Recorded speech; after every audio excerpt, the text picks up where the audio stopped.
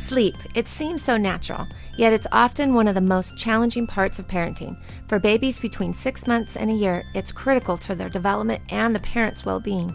I'm Jen Varela, certified gentle sleep coach from Sugar Night Night, and today we're talking all about sleep for babies between 6 months and a year.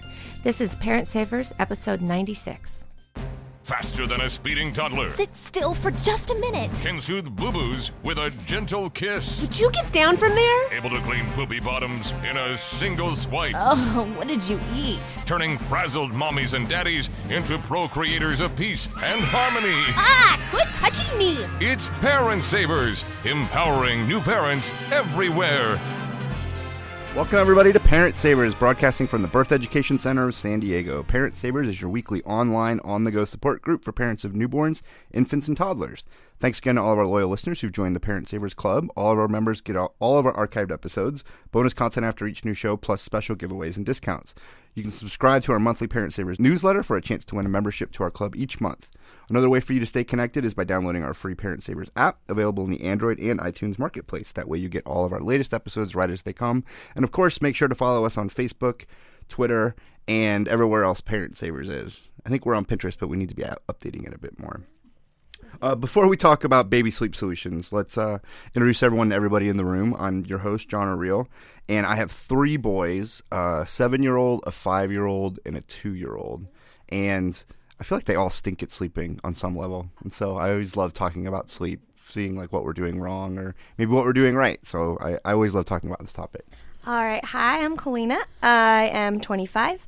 I work in a call center, and I have one child, a son, and he is almost 10 months. And he's with us. We may hear him. He is. I'm Heather. I'm 27. I work for an online high school. I have one son, Lucas, who is 8.5 months. And he's a decent sleeper. He's figuring out nighttime sleep, but his naps are horrible. Yeah. And I'm Erin Esteves, otherwise known as OG Mamacita. I am 44 as of last week. Happy birthday! Your palindrome. And I have one boy who is 2.5 and just does not sleep. Except when he's kicking us in the face. And Jen is also our expert today. And I'm happy to be here. So I'm Jen Varela, and I'm a certified gentle sleep coach, and I have 2 children. Going to be 9 in a couple weeks and 10. Nice. Girl and a boy. And they're probably good sleepers now. They are. I'm glad I can say that. Phew. Nice.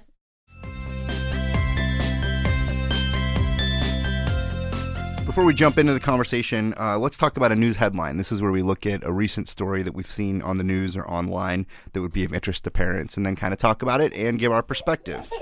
And there's baby Adam. Can't wait. And this actually might be useful for him as well. So some Kansas City fathers created a safety wristband for kids that track their location. So 3 fathers from Kansas City. This is from the Fox4KC.com, the Fox affiliate in Kansas City. 3 fathers from Kansas City have banded together to create KidSport, a GPS tracking wristband for kids. They came up with the idea 2 years ago during a family vacation they took as a group. One of their daughters actually went missing for 2.5 hours on the beach, and the resort where they were staying required children to wear wristbands. And one of the fathers said, it's too bad there wasn't a tracking device in the wristband. So these wristbands are these big pieces of kind of oversized plastic, and within it there's a tracker. And I don't know if you've ever used like Find My iPhone or anything, but you can just easily, I think, pop up on a map and see where they are. And I thought this was a really, really good idea. I think it's fantastic. I think it's up there with, safety belts. I really think it's one of the things that every parent should have access to, particularly if you're going in a crowded area like an amusement park or even just out and about your neighborhood. I think it's a great idea. I could see it being really useful, too. We actually just went to Japan for 2.5 weeks with my family. And granted, my son was 6 months old, so he wasn't walking off on his own. But I could imagine, had you gone with a toddler, to have the reassurance that you could pull this up on your phone or wherever and see him, especially in a country where you don't speak the language and, some of these people don't speak your language, and just to have that reassurance that there's a way you can find him, even if you don't understand anything going on around you. But it is planning for this fraction of a percentage chance that something does go wrong. But I guess, but they're pretty cute, right? And kids, it's fun to put, I don't know. Our 4-year-old just got a rainbow loom, so Oh no. they'll put anything on their wrists. Welcome to addiction. Do it. Yeah, exactly. But so these are cute, and at this point, we all have the tracking monitors like right in our pocket with our phones. I think 10 years ago, this wouldn't even be possible. So I used to take, when we go to like Disneyland or whatever, right? I'd put our name, address, everything in the shoe of my kids. Oh, so, nice. this is a much more effective way, I think. And especially if you do go to, like, if you're out here, you go to Disneyland, or if you go to your local theme park a lot or someplace. It's easy. It can happen just like that. And even though nothing bad is happening, they found they're with a park employee. A lot faster, I'm sure. You can too. find them a Less lot faster. anxiety. Does it say what the cost is? I don't think it says what the cost is, but I think we need to follow up with these guys and see Maybe if we that can would get a be the sample. deciding factor. What would you pay for it? That's a great question. We're doing some market research for You them. see, for me,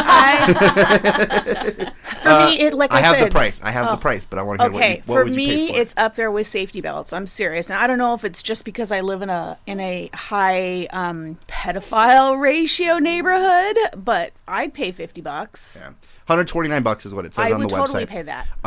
But there also might be a way that you could rig something up yourself and do it as well, because I think they sell like other little trackers. But anyway, like, great idea. I think these dads have an awesome idea, and we've got a link on the page. But yeah, let's see if we can get some samples in here for some future episode. That would be pretty cool.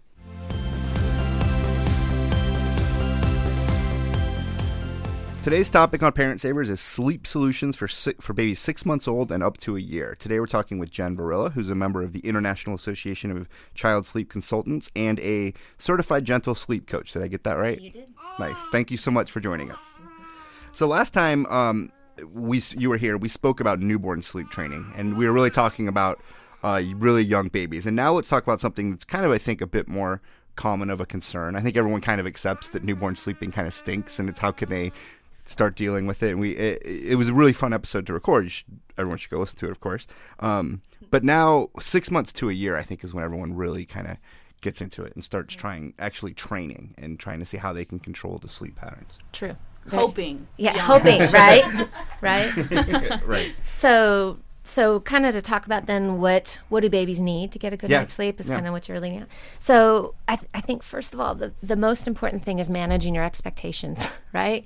Because it doesn't all happen in one shot typically.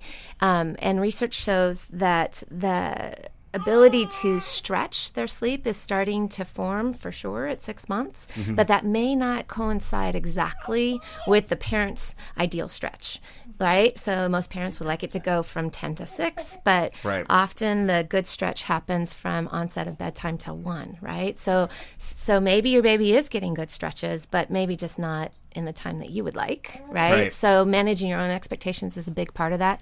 But as far as just some key things that you can take a look at, points, I would say one is make sure that their sleep cycle and rhythm is definitely matching the circadian rhythm of day and night, right? So you hope that, and then when they're newborns, right, you may have to expose them to light to make sure. But even still, at 6 months, make sure they're getting enough sunshine, right, so that they've got a good circadian rhythm going. Tummy time is cool. So do you think that, like, in their nursery they should have like a window that's open and lets in the morning light, or like I think some people use blackout curtains? Yeah, well, so that is one of the things that I would suggest is that you do have a dark room for sleep. And then in the morning, I always like to do, I call the dramatic wake up. And you go in with a little song, not to irritate them, but just to indicate it's time to get up and open the window. And that definitely, all that light is important. Got it. So, yeah. But so you kind of control the light. I would recommend that. Yeah. I will tell you, my daughter does fine with a bright room, but my son has to have a dark room. So I also think there's a little temperament involved in that too, is what you need. So tummy time is super important, right? Because that helps with all the motor skills and all that stuff, and helps with sleep. Tummy time during the day. Yes, back to sleep. Right? Tummy to play. Preserving the nap. There's this myth that if you skip a nap, your baby will sleep longer. That is a myth. Don't do it. It backfires. It's terrible. We'll talk a little more about that in naps, how important they are. But preserve the nap time. Also, watching the daytime calories, because sometimes they can reverse their eatings, especially when you think about the developmental milestone between 4 and 5 months. All of a sudden, they're eating a lot more at night. And then you kind of just get in that rhythm, and then all of a sudden, they're getting more calories at night. And now you've kind of got it swapped out. So you want to watch that they're really getting enough food during the day, right? Nutrition during the day. We talked about a dark room. The temperature of the room should be somewhere between 68 and 74 degrees. So, and then you want, and no blankets or anything, because they're just kind of sleeping in. I think it's there's so many nice little sleepers and stuff. Why run the risk, right, of having blankets and things like that in the crib? It's just, with SIDS, it's just, why do it, right? And then consider white noise. White noise is a great, I used to not like white noise because you had to have these huge machines that you would if you travel, it's inconvenient. Now you've got a dependency. But life has changed, and now there's all these lovely little contraptions. So what I would say is the important part is that it goes all night long, and that it's in the low tones, no high pinging, right?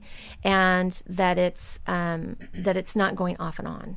So that's the important part. But it can help screen out sound for them, which is great. And if you think about it, it's kind of womb-like, and they talk about womb to room, right? And then establish a great routine. I think I explain that, like, if you told your toddler, okay, it's time to leave the park right now, what would they do? Wah! Right? Big, huge tantrum, right? Because they didn't get to say goodbye to the slide and the swing and the sand, right? For babies, you are their park, right? So it's sometimes a big deal for them to say goodbye to you. So a routine is kind of like giving them that 10-minute warning, right? If you will, that, okay, the day's ending. And so it's a very important part. So those are some good tips on that. That was a ton of... I know. Sometimes I feel like we project what we would want for a good night's sleep onto the baby, and that's not necessarily the case. We want to maybe snuggle into a nice warm bed with a big fluffy pillow, but babies just need to lay down, go through the routine. They need different things than the grown-ups do. And I think that's what you were talking about, measuring your expectations. Yeah.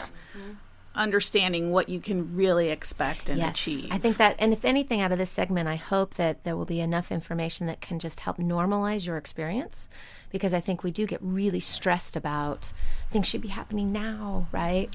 Yeah, I just resigned myself quite early on to not sleeping. I figured I would never have the same kind of sleep that I used to have, and that eventually the kid will sleep through the night, but until then I just have to take my antidepressants and drink lots of coffee.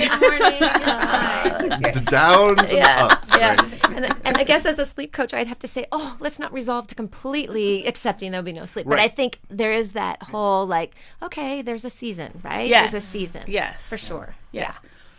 And so you said, you brought up the word normalize, and that's actually, it's one of my frustrations always with having a baby or going to the doctor or talking to someone is you ask a specific question and the answer is always, well, certainly for some that's the case, but every child is different. And so obviously every child is different. For sure. But you talk about normalizing, and is it possible to talk about what a normal sleep pattern should look like for a 6-month-old? Yeah, definitely. And I think to kind of recap just a little bit as far as how sleep works with before 6 months and then to 6 months, at around 3 months is when you'll start to see some sleep become more predictable. And then at like 4 to 5 months, it all falls apart for a bit, right? And then we're like, 6 months, here we are. Okay, we're going to, things are going to get back to normal. And then they have a growth spurt, right? And so then, so I guess I want to say that although at 6 months, you're going to start to see some more stretches coming into place, and their awake times will lengthen, like their ability to be awake, which is part of the whole cycle of sleep, right?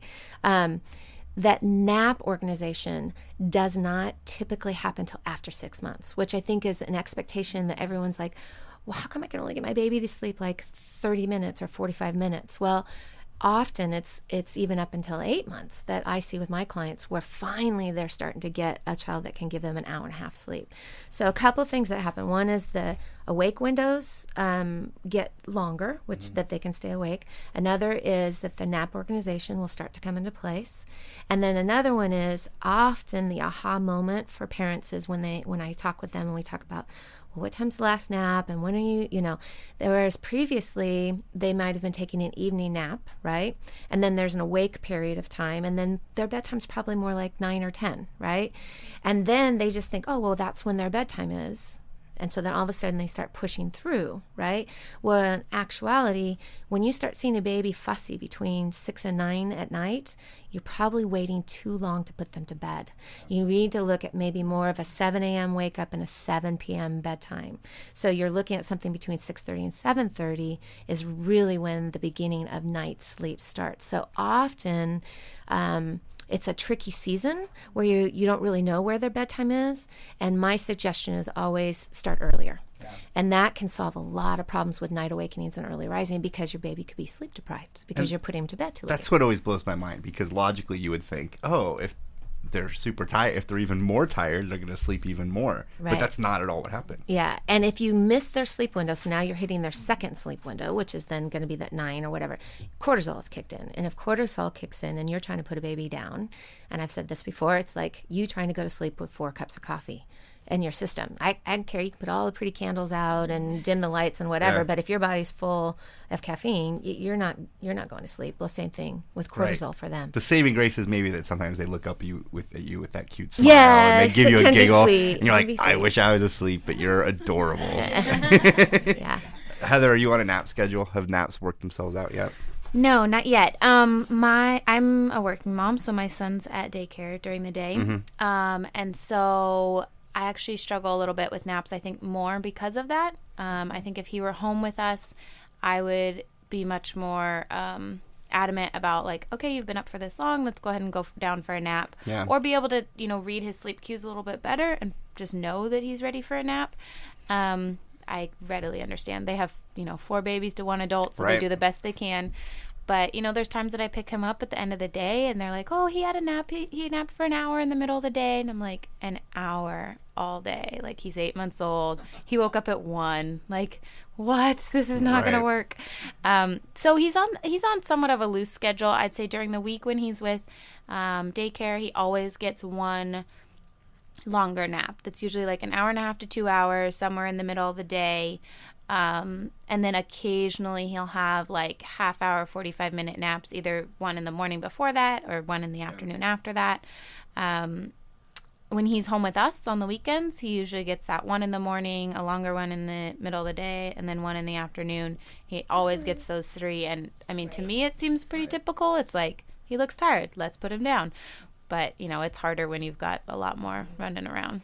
It's really great is that you are taking the weekends to fill up his sleep tank is what I call it, right? Mm-hmm. So if during the week he's not getting enough, but then you can do that on the weekends. It's great. Sometimes the weekends are the hard time because you want to go out and be social and do that, So I think you're being really wise in letting him catch back up. Mm-hmm. And our bodies will do that. And I often tell clients that even if you just take 3 days to make sure that they're getting enough sleep in a 24-hour, that can resolve a lot of the cortisol stuff, that can resolve a lot of the night awakenings and early rising. Mm-hmm. So at least you have a system that's working with being a working parent. But it is a series of compromises, right? Mm-hmm. So I think that's great.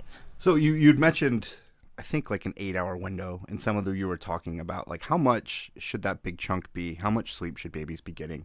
And how about grown-ups? Like, what are we looking for with babies? So at 6 months, what's really interesting is that they're still probably taking 3 naps during the day. So in an ideal world, it would be what you talked about, an hour and a half in the morning, an hour and a half in the afternoon, and then a 30-minute top-off. I kind of look at like you would maybe top them off with that last little bit of, milk before bed, kind of like sleep. And the key that I find is what is happening is the distance between last nap and bedtime usually needs to be under 3 hours. So it's not that 30 minutes is restorative sleep as much as it is to help kind of top off so the cortisol doesn't kick in. So at 6 months, I find if you're at about the 2.5 hour mark from last nap to bedtime, that seems to be about the sweet spot, especially if you're working on any training where you're wanting to deal with some behavioral pieces, right? And then what's fascinating is that between 9 and 12 months, so we're talking 6 to 12 months, that will begin to stretch to 4 hours. So then they start to have the ability to go closer to 4 hours between last nap and bedtime. And that's where you often see somewhere around 7.5, 8.5 months, they'll drop that third nap. And that's that one like, oh, this is painful, because sometimes they need third nap, sometimes they don't, right? And then, so sometimes you're moving your bedtime earlier and sometimes it's still getting to be. So you have to make that shift with them. Yeah. But that's the key, is it's not so much the total amount of sleep they need, but their ability on wake times. So they still need between, I always like to say 14 is like the ideal spot, but it does. Cumulative. Yes, right? So 3.5 during the night. So that means that at night they're probably giving you 11. I get a lot of calls where I talk to families that they're like, I really want them to sleep from 7 to 7. I'm like, that's probably not realistic. 11 hours is probably the average of what you're going to get. Right. So we're looking at 14 hours would be the dream sweet spot, right? In there somewhere, 3.5 hours total combined nap. Distance between last nap and bedtime at 6 months is going to be under 3 hours. Closer to 12 months, it's going to be under 4 hours. Okay. And then for adults, you were saying, what's the difference for adults? Right. Yeah. So I don't know if you guys saw the Good Morning America segment on short sleepers. It was on yesterday. It was hilarious.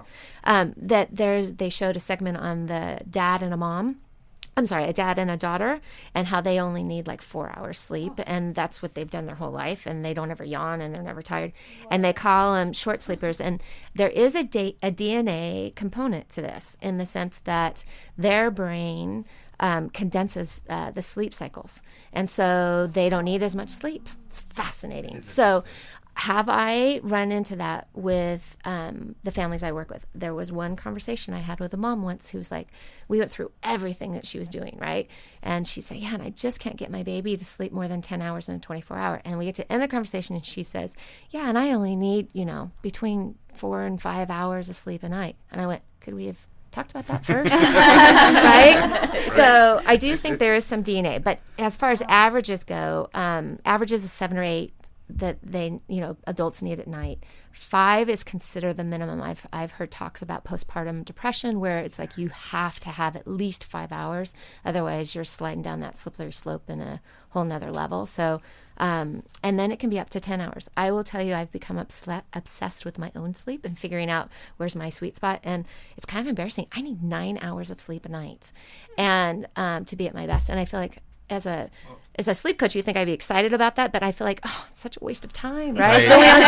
FOMO rears its ugly head again. Yeah. Right? So I think that's really interesting. And if you are sleep deprived, your body is going to crave for you to fill it back up. And that's the neat part. You can fill your sleep tank back up. And so that's something to be aware of. Well, so there's a ton of stuff to talk about. Oh, still. yeah. But it's interesting because a lot of even what you're talking about is parents saying they want 7 to 7. And so I think there's this battle between controlling the sleep and then giving kids what they need, and then maybe finding what their body actually can do. Right. Right. And so I think in finding the medium, there's a lot of methods. So let's take a quick break. I know the cry it out method is a popular one, so I want to talk to you a little bit about that and some of these other factors that are going to affect how babies are sleeping as well. Welcome back, everybody. Today we're talking about sleep solutions for 6-month-olds to 1-year-olds with Jen Varela. So let's talk about something I think that a lot of parents face during this time, which is either pressure or interest or curiosity or doing the cry it out method. This is an age where a lot of people, I think, start it.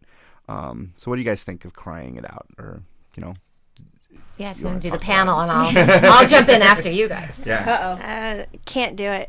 I can't do it. That's how we feel, too. The research I've done, articles and studies I've seen, things from emotional damage to physical brain damage, killing brain cells because they're not breathing because they're crying so hard. Right. It's just not something that I would even want to risk. Right. I mean, there's so many things we don't do because of little tiny risks. Why would you risk something like your emotional and physical health of your child? Well, and I think the argument then is that, you do it now and they don't really remember.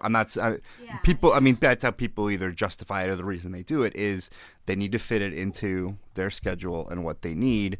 And so they, I think, say, it's still just a young brain that they're not going to remember it. So I think you also get to the point, if you've had sleep struggles, you get to the point where you're like, I nothing else has worked. I've been doing this for months. Like, fine, I'm going to try it. Yeah. And we got to that point and we tried it for, Did you? what was it, 3 nights? And he is not a cry out kid. There were literally full hours of crying. There was no break. There was nothing. And I actually had contacted Jen. Funny enough, we'd been in contact at that point. And luckily she was able to tell me some kids just, they don't respond well to that. Every kid kind of has their own thing that works for them.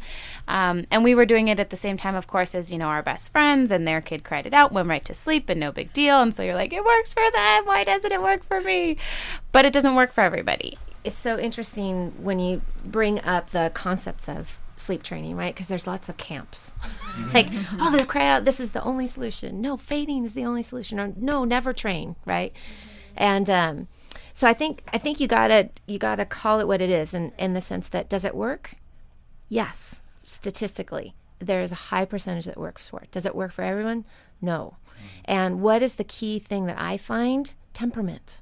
Temperament is a huge piece of all that. Now, do I cry it out in my practice? I don't, because I think there's so many other things you can exhaust. But you have to look at why does cry it out work, right?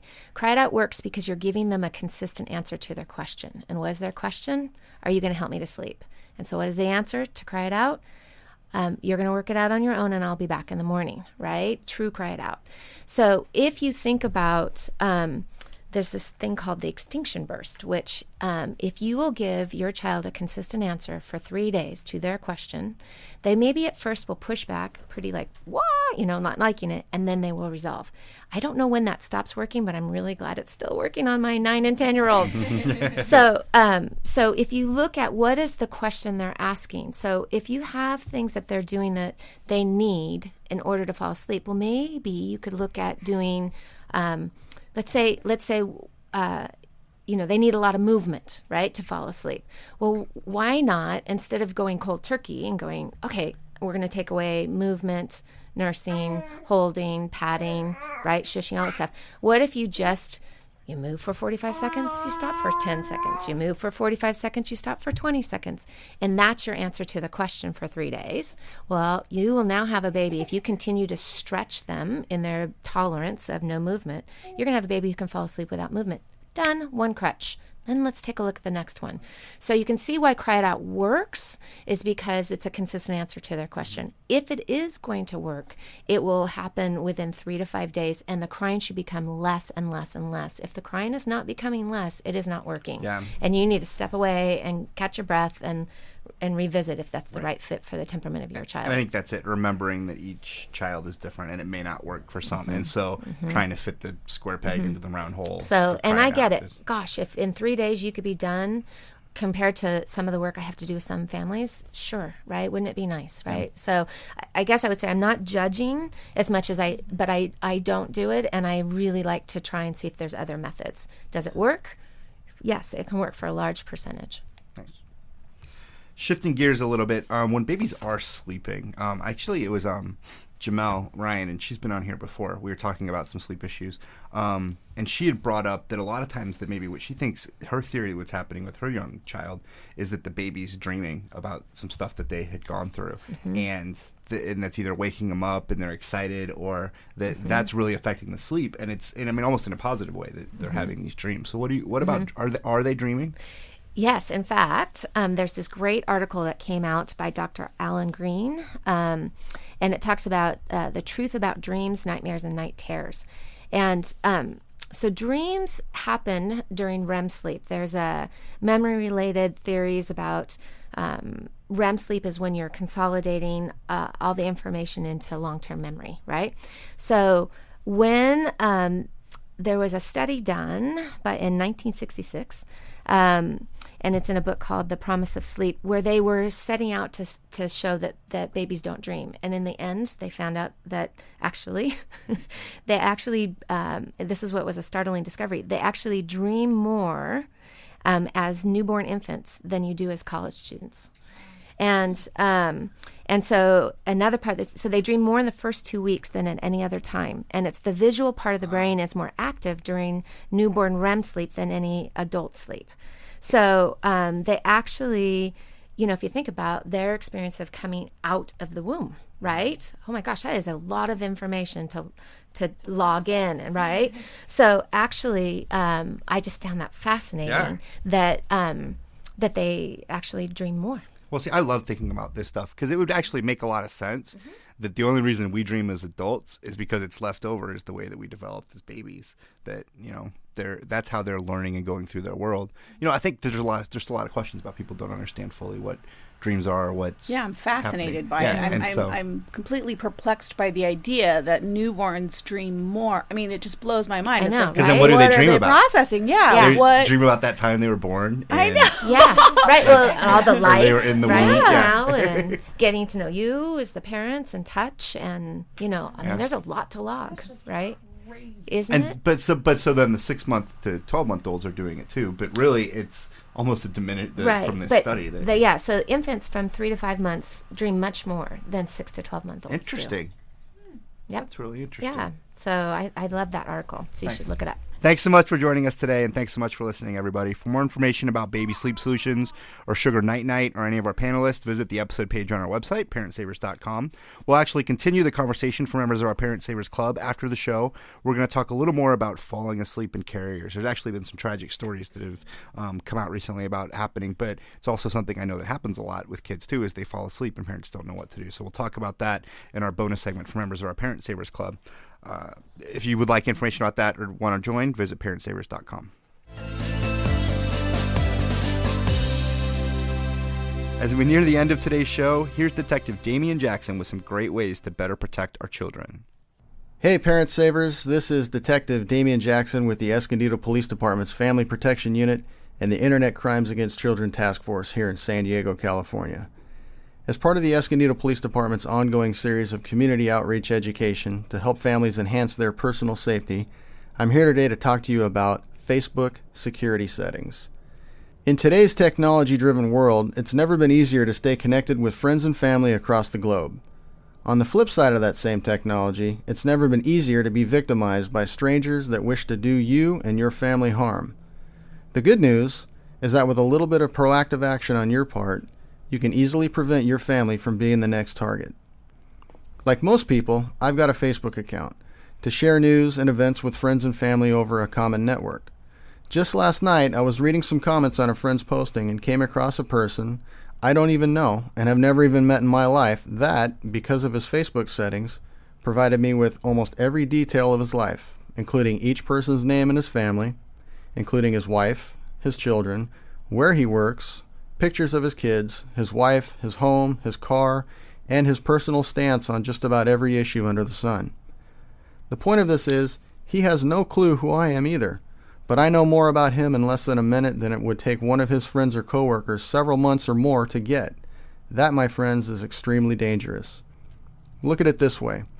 Would you post all of that same information on the sides and back of your car and drive around all over the place on a daily basis with your personal and family information out in the open for all to see? Of course not. But then again, at least that would keep your personal information available only in the areas you drive, right? Well, unfiltered Facebook settings provide your information to the entire world. Think about it. There are lots of resources and easy tutorials available online to walk you through filtering your settings. Take those few minutes to secure your information, protect your family, and enjoy Facebook as it was meant to be, between only those you know and trust. For more information on how you can keep your family safe, visit us on Facebook or Twitter at /Escondido Police. With the Escondido Police Department and the San Diego Internet Crimes Against Children Task Force, I'm Detective Damian Jackson reminding you and your family to be smart and be safe. That wraps up today's show. Thanks you so much for listening to Parent Savers. Don't forget to check out our sister shows, Preggy Pals for expecting parents, The Boob Group for moms who breastfeed their babies, and Twin Talks for parents of multiples. Next week on Parent Savers, we're going to be talking about play date etiquette, kind of the do's and don'ts and how to set them up, and some interesting conversations. We already got a lot of great feedback on social media from that. This is Parent Savers. Thanks for joining us, empowering new parents. This has been a New Mommy Media production. The information and material contained in this episode are presented for educational purposes only. Statements and opinions expressed in this episode are not necessarily those of New Mommy Media and should not be considered facts. While such information and materials are believed to be accurate, it is not intended to replace or substitute for professional medical advice or care, and should not be used for diagnosing or treating healthcare problem or disease or prescribing any medication.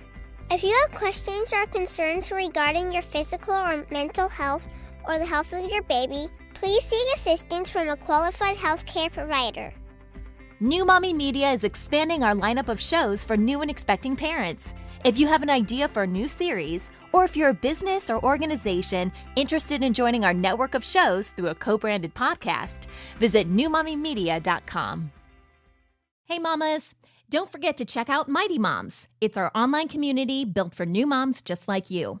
Not only can you connect with other moms, but you can also join us backstage for special mom-only online events. And you'll also be notified when we're recording so you can join us as a special guest. Visit our website, newmommymedia.com, and click on the Mighty Moms banner. It's free. That's newmommymedia.com. See you there.